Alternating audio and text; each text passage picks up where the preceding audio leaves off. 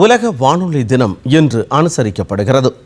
1946ஆம் ஆண்டு ஐக்கிய நாடுகள் சபையின் வானொலி நிறுவப்பட்டதை நினைவு கூறும் வகையில் ஒவ்வொரு ஆண்டும் பிப்ரவரி 13ஆம் தேதி அன்று இந்த நாள் அனுசரிக்கப்படுகிறது. இந்த ஆண்டின் கருப்பொருள் வானொலி மற்றும் செயற்கை நுண்ணறிவு AI என்பது ஒரு கருவி, ஒரு குரல் அல்ல என்பதாகும். நடப்பாண்டு உலக வானொலி தினத்தை குறிக்கும் வகையில் சத்தீஸ்கர் தலைநகர் ராய்ப்பூரில் உள்ள ஆகாஷ்வாணி யுனெஸ்கோவுடன் இணைந்து இன்று உலக வானொலி தின மாநாட்டை ஏற்பாடு செய்துள்ளது. பகுஜன் ஹிதாய பகுஜன் சுகாய என்ற குறிக்கோளுடன் ஆகாஷ்வாணி தொடங்கப்பட்டதில் இருந்து நாட்டிற்கு சேவை செய்து வருகிறது.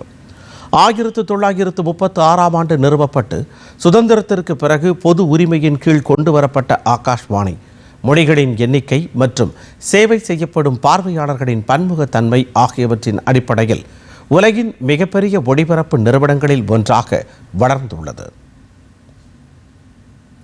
உலக வானொலி தினத்தை முன்னிட்டு செய்தி வெளியிட்டுள்ள தகவல் ஒலிபரப்புத்துறை இணையமைச்சர் எல் முருகன், வானொலி பொதுமக்களுக்கு தகவல்களை கொண்டு சேர்ப்பதில் முக்கிய பங்கு வகிக்கிறது என்றார்.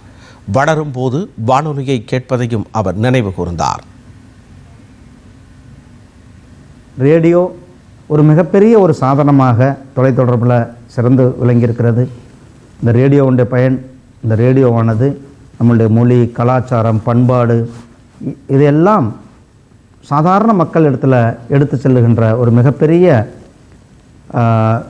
கருவியாக இந்த ரேடியோ இருந்து கொண்டிருக்கிறது. இன்றைக்கும் இந்தியா முழுவதும் கிட்டத்தட்ட 70% மக்கள் ரேடியோவை ஒரு சாதனமாக பயன்படுத்துகின்ற சூழல் இருந்து கொண்டிருக்கிறது. அது அருணாச்சல பிரதேசமாக இருக்கட்டும், அல்லது காஷ்மீர் ஆகட்டும், லட்சத்தீவு ஆகட்டும், அல்லது கன்னியாகுமரி ஆகட்டும், அல்லது அந்தமான் ஆகட்டும், அத்தனை பகுதிகளிலும் கூட இந்த ரேடியோ ஒரு மிகப்பெரிய சாதனமாக மக்களுக்கு இருந்து கொண்டிருக்கிறது.